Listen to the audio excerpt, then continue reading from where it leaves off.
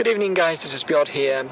Today, instead of updating you on my skateboarding progress, I thought I was going to do something different, something that I didn't do before, but something that I consider worth doing for my skateboarding vlog.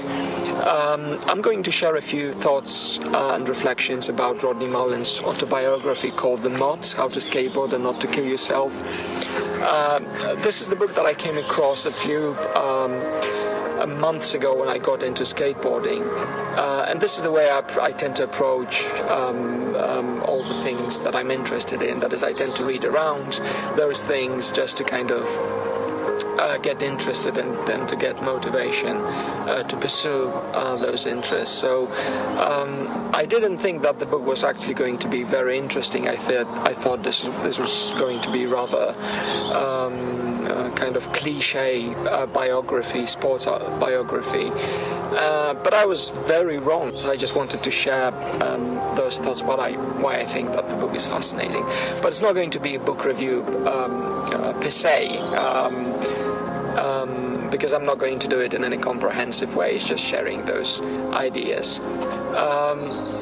So to start with, let me just say that Rodney Mullen is considered to be the godfather of modern street skateboarding. So if you're interested in his life, you can check him on the internet. You can see his Wikipedia entry or check his account on Instagram.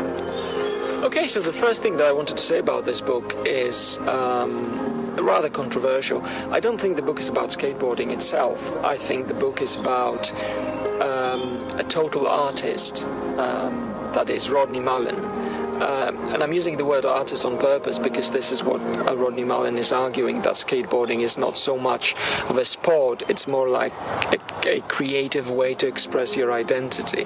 And I think this is something that really transpires from the pages of the book, that he considers skateboarding not so much a sport, but a way to challenge yourself and express yourself in a very creative and innovative way. And if you actually listen to some of the TED Talks that Rodney Mullen gives, this is something that he always emphasizes, that skateboarding is a way for him to express his creative self. And I think this is true for any activity that you take, that any creative activity, including skateboarding, that it's a way to express your identity, to show to others and to yourself who you are. Another thing that I think is very special about this book is that Rodney Mullen presents skateboarding as a solitary learning experience, and I'm emphasizing this word learning experience because this is what he considered skateboarding to be. It's something that he learned on his own, without any coaches, without any trainers. It's a self-inflicted learning process, a reflective learning process, a reiterative learning process that is never quite finished. And he's not saying that team sports or other activities are not good as skateboarding. It's just his preference is to engage in this creative learning experience. There are no rules about it. There are no trainers. There are no coaches. There are no organized teams. It's a bit like Rodney Mullen presented that in the book. That is, it's just him and his board, and the only way to actually learn skateboarding is through repeating the movements. And when you're repeating the movements, you're refining them. And this cycle never finishes because there is always something to improve. There is always something that can be done in a better way, in an innovative way, in a creative way. And he invented so many skateboarding tricks. He invented flatland ollie, the kickflip, heel flip, and plenty of other skateboarding tricks.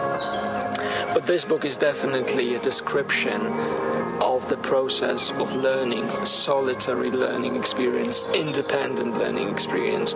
And I think this is a beautiful and absolutely fascinating transferable skills, that it's not only useful for skateboarding or for sports, but any other activity that you take up, be it learning foreign languages or driving a car or any other thing that you learn, that you need to have this ability to reflect about your own progress and about the way you're doing things. And this is something that I personally like. I think the older I get, the more reflective I am about the things that I learn, and this is something that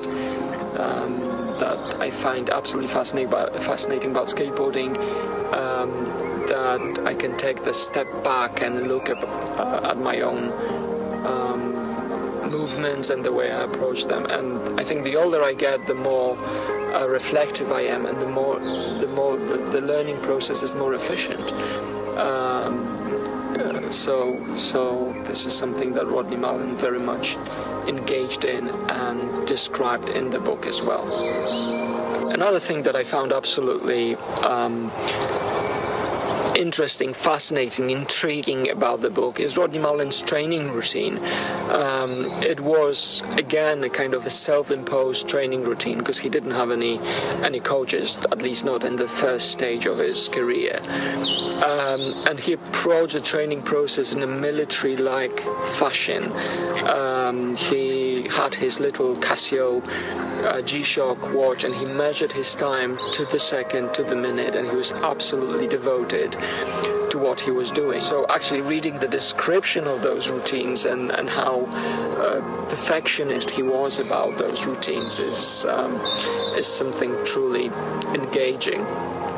The book is also about friendship, it's about family relationships, about the beautiful friendship that Rodney Mullen had with his mom and his friends from the Bones Brigade, but also a difficult relationship Rodney Mullen had with his dad.